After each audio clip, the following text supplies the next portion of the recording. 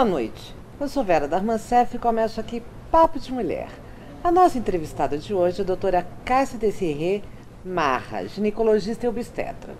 E o tema de hoje, não podia deixar de ser, é o cuidado que nós mulheres devemos ter.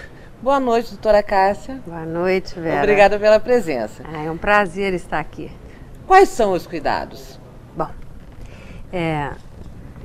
toda vez que uma paciente me procura, eu acho que é importante a gente reforçar alguns cuidados que a mulher tem que ter no seu dia a dia.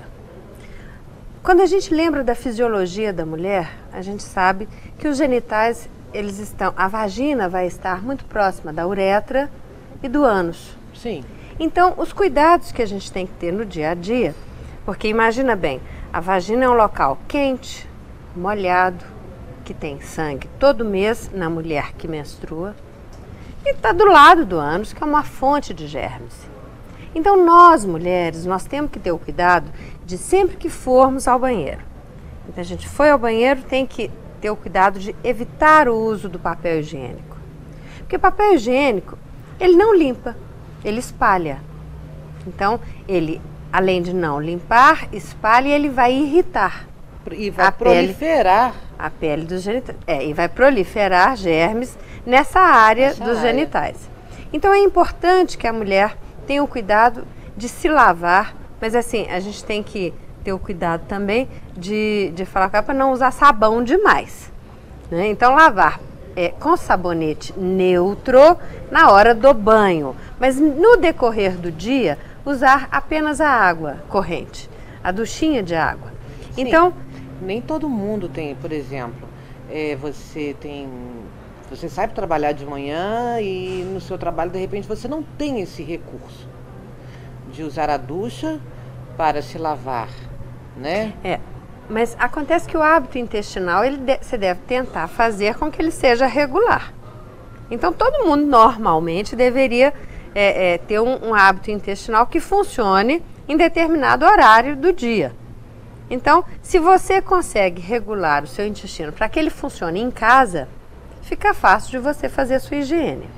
Agora, se é fora de casa, então eu falo que muitas vezes você pode, para paciente que tem muita irritação, que tem muito problema de alergia ou de atopia, então se ela pode pegar água num copinho descartável e se lavar. Sim. Isso não é difícil. Outras vezes usar um tubinho de spray, por exemplo. Então, ela enche e carrega a duchinha diária dela na bolsa. Gente, isso é informação preciosa, que nem todo médico dá quando você vai ao consultório, não é verdade, doutora? Bom, eu não posso falar pelos outros colegas, né? Mas é uma informação importante. Eu falo preciosa porque eu conheço pessoas, e a gente está com amigas, nós mulheres, nós discutimos isso, às vezes nossa intimidade, e isso não é falado nos consultórios. Bom. Não existe uma campanha para isso também, deveria existir. Para os cuidados, já estamos começando uma então, não é? Isso. Bom, então, aí a gente começa a falar sobre a higiene íntima, que é importante então lavar, evitar o uso do papel higiênico. Quando usar o papel higiênico, procurar sempre comprar o papel higiênico branco, sem perfume. Porque tudo que é colorido ou que é perfumado, ele pode provocar irritação nos genitais. Então, o uso do papel higiênico branco, sem perfume, e usar o papel somente para enxugar. Evite o atrito, evite esfregar o papel higiênico nos genitais, porque vai ser irritante. E o papel higiênico ele vai provocar hemorroidas, corrimento e infecção na urina.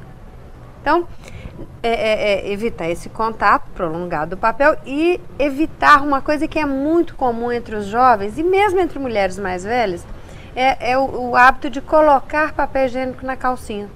Isso é péssimo, né? Você está colocando ali nos genitais um irritante crônico. Então, isso deve ser desestimulado. A gente tem que ensinar as jovens a começarem a ter esse hábito de evitar o uso do papel higiênico. Existe aquele absorvente que você usa, que existe para uso diário. Esse é recomendável? Eu também acho que não, porque ele abafa. Imagina se você tem um cômodo na sua casa, o tempo esteja quente e úmido. Se você fecha, abafa esse cômodo, o que que prolifera? Fungo. Vai dar mofo. A mesma coisa acontece com os genitais. Se você abafa os genitais, então vai mofar. Outra coisa importante é o uso, procurar usar a calcinha sempre de um tecido que enxugue, exatamente por isso. O pano que enxuga, ele vai enxugar a umidade e com isso vai evitar que aquele local fique excessivamente úmido, evitando que mofe. Então a calcinha, a gente tem que procurar usar calcinha só de malha de algodão.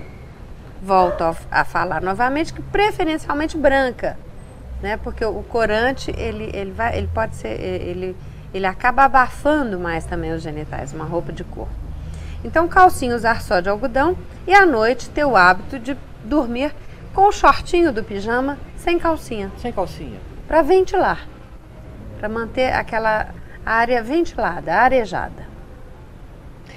Quanto ao ciclo menstrual da mulher, que você mesmo disse que nós temos, passamos por isso todo mês, né? Quais são os cuidados?